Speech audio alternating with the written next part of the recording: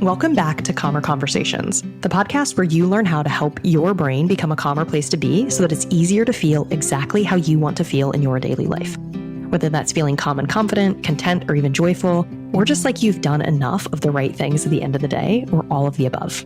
I'm Cecilia Mandrick. I'm a certified life coach, yoga therapist, and founder of the Calm Brain Academy. If you're ready to shift the patterns of self-sabotage, procrastination, daily overwhelm, people-pleasing, and perfectionism, you're in the right place. Not only is it possible to change the conversation between your brain and your body, when you do, you'll change your life in the process. And you're one step closer just by joining me today. Ready? Let's dive in. Hi, and welcome to episode 8 of Calmer Conversations. I'm Cecilia. Let's get started. Okay, over the past couple episodes, I've been going through the foundational tools that I use with myself and with all of my clients, and that I share here and on Instagram and in emails and in workshops. Those are awareness, acceptance, and curiosity. Last week, I talked about this bonus skill, and really it's maybe an approach to doing this work and to kind of shifting your brain into this space of slowing down. And I talked about why it's so important to slow down and kind of what I'm talking about when I say slow down, which is to get your brain to slow down, to move out of autopilot mode so you can bring some intentionality back into what you do. Okay, so this week I'm going into the second bonus tool that I use that's also really a foundational tool and something that you can start using in your life right now. And that is the practice or the art of allowing. And this can sound, maybe you have no idea what I'm talking about when I say allowing. And so I'm going to dive into that today, how you can use allowing in your life and why it's important. And I'm going to say there will definitely be more episodes about emotions because they play such a huge role in this work. And so many of us, not through any ill intent of the people who raised us or the societies in which we grew up, but we don't have a great connection with our emotions or relationship with them. And so learning how to be with your emotions as an adult and as a person doing this work and maybe wanting to make shifts and changes is so crucial. So we're going to go into a lot of this as time goes on, but I want to just touch on this allowing component now. Again, because it is foundational. And if you can start to practice it in the same way that if you can start to practice awareness or you can start to practice slowing down, if you can start to practice acceptance and curiosity, now in little pieces, you'll keep building this skill, right? So it's like any skill that you build, any muscle memory, going to the gym, you start with maybe small weights or you start trying something. You get your body used to doing it. And then your proficiency grows over time, right? And so I think that having allowing as one of these foundational skills within your toolkit is really powerful because it is something that I'll come back to over and over again here. It's something that I come back to over and over again in my group coaching and in my one-on-one coaching and in really everything I do. Okay, so what do I mean by allowing? And really, what is its opposite? Because sometimes it can be so much easier to understand things when we talk about its opposite. And really, everything is two topics, right? It is the thing and it is its opposite. So the opposite of allowing is resisting. And resisting is something that when it comes to emotions, and when it comes to who we are and how we are, particularly if we want to make changes in our life, is something that a lot of us fall into. Right. So if you think about if you feel stuck right now, or you wish that you felt calmer, or you wish that you felt happier, or you wish that things were different, essentially what we're doing in that space, there are a couple of things that we're doing, but one of them is that we're oftentimes resisting reality, right? We're not in acceptance of what's happening. And around emotions, it means that we're generally not okay with whatever emotion has come up. Instead of being with the emotion, instead of allowing our body to process it, which our body is actually quite good at processing emotions, and it doesn't actually take that long if we allow them to process emotions, we push against them. We wish they weren't there. And as a result, they persist.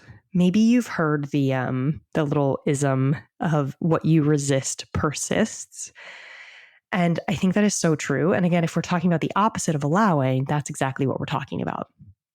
And the root or the heart of that saying, what you resist persists, is that when you resist something, you put your nervous system into that sympathetic state, that fight or flight state. You're going to notice so many trends here, right? If you listen over time. But it puts your nervous system in that fight or flight space, in that sympathetic response, that slightly activated place. And whenever you're there, change is hard. Harder is hard. It is hard to make shifts in your life. Your cognitive thinking, your creativity, your capacity for connection, they're all really hampered, right? They're hindered in that space. And so if you want to change, you want to do things differently, and you want things to move, or you want to be more in flow, you stop resisting is one of the easiest ways to do that, or the most straightforward. I won't say easy. I did say easy, but let's redact that and say that it's one of the simplest ways, right? Learning how to allow in your brain and in your body is one of the most powerful ways to shift where you are right now and move into where you want to be. So if you resist things, they persist.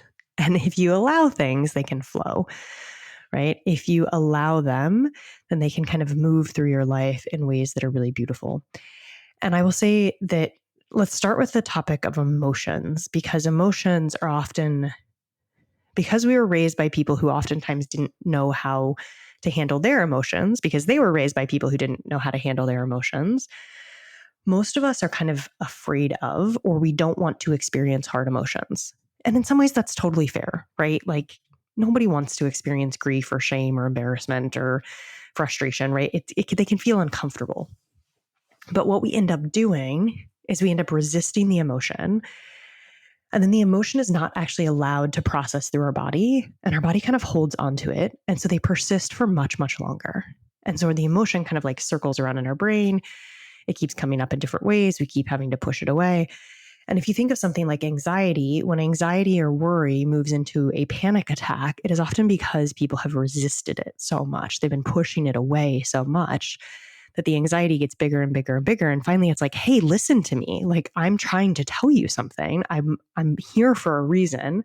And it makes itself so known that it turns into something like a panic attack.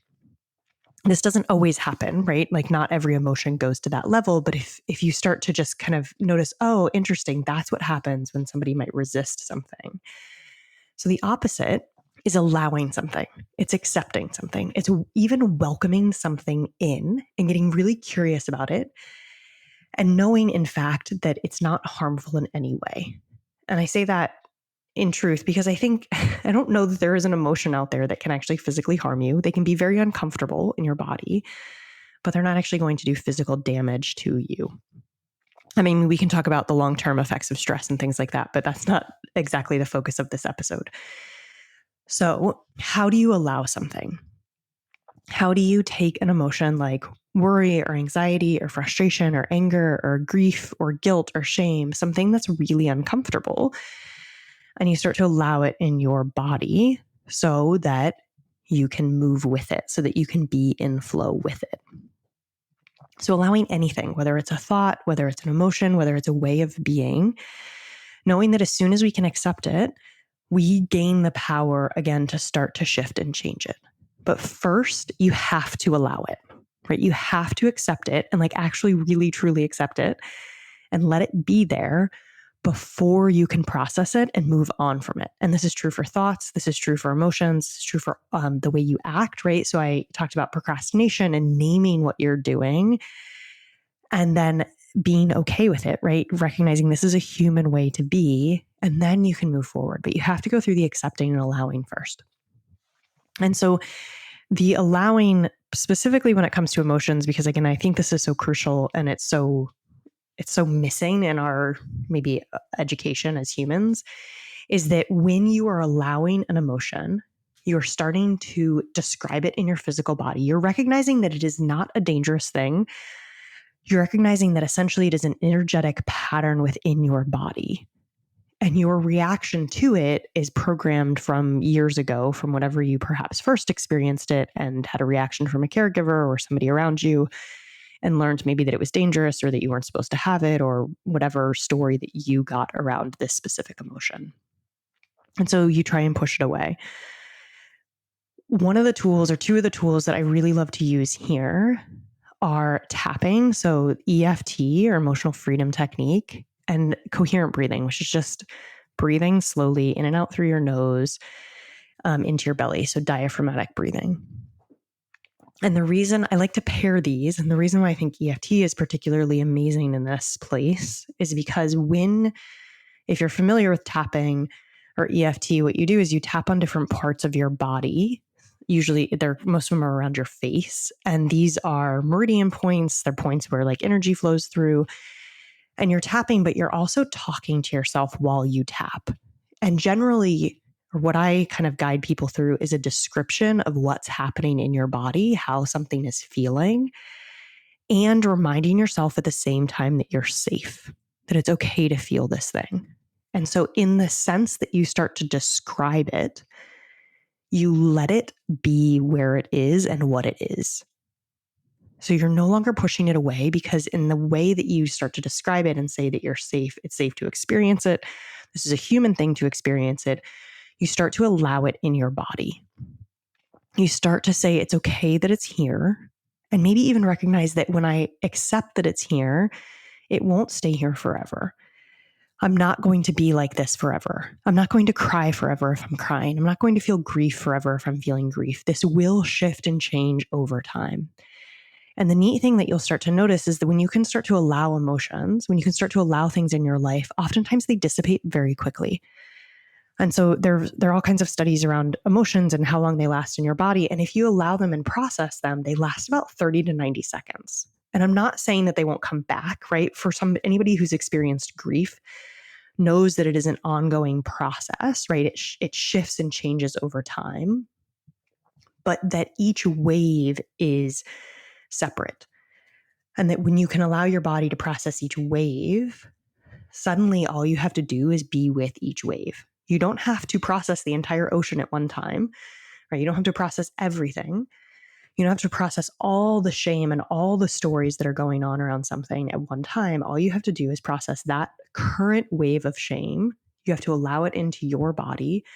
Know that you are okay, even if shame is there, and maybe even get curious about the story around it, right? And that's kind of like going a little bit further. But at first, this description of the emotion, this description of what's happening in your body, the description of how it feels, and reminding yourself as you're talking through it that it's safe, that you are safe. It is okay to feel this emotion.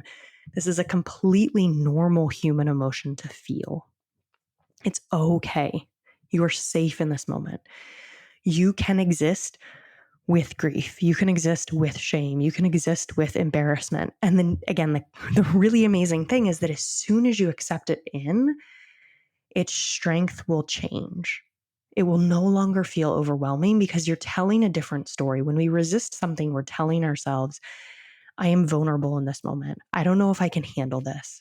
This might swallow me whole. I might never stop crying. This might go on forever. We think that it's going to hurt us or somebody else around us. Again, because that's the messaging we received as kids. And when you make this fundamental shift around allowing the emotion, you say, no, it's okay. This might feel uncomfortable, but it doesn't have power over me. It doesn't get to dictate what I do or who I am. And in fact, I get a choice in how I am with this emotion.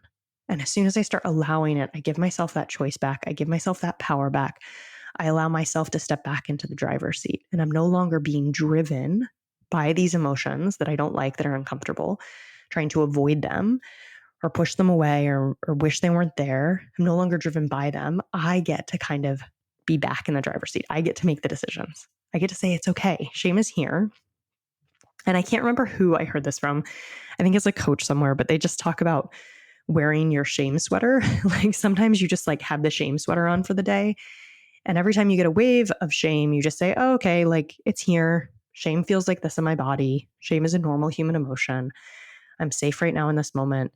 It is uncomfortable to feel shame, and I know that I'm okay. It's uncomfortable, this anxiety that I'm feeling, and I know that I'm okay right now in this moment. Anxiety feels like a tightness in my chest, or it feels like a tightness across my shoulders, or it feels like a pit in my stomach. It feels like a heaviness in my legs. this is what it feels like in my body. And if you're somebody who has trouble connecting with their body, this exercise is also really powerful because it starts to help you tune into what's happening in your physical body. Even just by starting to get curious, okay, I feel anxiety coming on right now. I feel shame. I feel embarrassment. I feel joy, because joy can be another really uncomfortable experience for people, right? It's like good. And then we think if something good happens and something bad is going to happen. And so getting clear on, okay, this is what it feels like for me. This is my felt lived experience. And again, I'm safe in this moment. So this allowing component is so important because it gets your body to process something. It gets your body to be back in flow, and it trains your primitive brain to say that emotions, while they might be uncomfortable, are not unsafe. They are not dangerous. And so when a big emotion comes up, I don't need to go into fight or flight. I can actually stay in a closer regulated space. I can stay within that window of tolerance. And when I stay in the window of tolerance, all of a sudden I have more capacity for consciously choosing things, for change, for connection, for cognitive thinking, for creativity. I am actually more present with my experience in the moment than I am before. And so then I get more say in what's happening. I have more of an influence over what's happening. And again, this shift lowers, it won't make an emotion like grief feel not hard, because it's an emotion like grief, right? I'm not going to lie to you and tell you like, oh, this just makes everything super easy. But it does change it from something that feels sometimes untenable or something that's going to swallow you or kind of take over your life into something that's like, oh, I know I can deal with this. This is okay. I've got this. This is a human experience. I'm living the human experience. I am a human. This is a human emotion. And if I can step into allowing, then all of a sudden I can work with myself in a different way. And I don't have to act in order to avoid an emotion or to create a different one to make myself feel better. I can simply allow this current emotion, and then with intention and curiosity, ask, how do I want to move forward? Right. And that might just be, I want to process this emotion for a while. So this allowing component is, it's really key it's a practice. Like all of these things are a practice, right? And if you can start to practice allowing your emotions instead of pushing against them, first it'll feel weird, as with all of these things, because it's something different than you have done before, but you'll start to notice that things like anxiety feel much less big. Things like grief, things like shame, things like embarrassment, they might entirely dissipate, or your experience with them will totally shift. And all of a sudden you will not be trying to avoid them, because anytime you're trying to avoid an emotion, it's kind of directing your behavior in a really curious way. And to kind of bring this to last week with slowing down, understanding that avoiding this emotion or trying to not feel it really is the thing that's maybe driving an activity that you're doing or an action that you're taking. And that you can get into a space where you can allow something and then move from there. Okay. So I think that sums up my foundational tools. Again, try these out. Let me know what you think. Send me a message on Instagram. Send me an email. I'd love to know how this is working in your life, how it's showing up in your life. Leave a comment and start to see how they feel, right? Start playing with them a little bit. And I think play, because these can like seem like serious, heavy topics. But really playing with them is fun, right? Take them on as new ideas that you get to shift with that can help you, and experiment with them, right? Say like, I wonder what it would be like to take a big emotion, maybe one that you really don't like, and say, what would it be like if I could allow that emotion just 1% more, right? If I just stopped resisting it a little bit, how could my experience with it change? I wonder what this would be like. And anytime you add that, I wonder what, we kind of bring in this like openness, this kind of like, we'll see, right? You're not stuck to your experience anymore. Okay, so do that. Let me know. Thank you so much for being here today, and I will see you next week. Thanks for tuning into this episode of Calmer Conversations. Take what you learned today and use it in your life. Even if it feels a little awkward or clumsy at first, remember these are practices and that real change comes from implementation. Then send me a message over on Instagram or TikTok and let me know what worked or didn't work. If you want to dig deeper into something from today's episode, all of the resources can be found at the link below in the show notes. If you like this episode, there's a great chance that you'll love working with me. Join my monthly coaching community by visiting me on Instagram or my website, www.ceciliabmandrick.com. Don't forget to subscribe to the show wherever you listen to podcasts, and I'll see you back here next Thursday.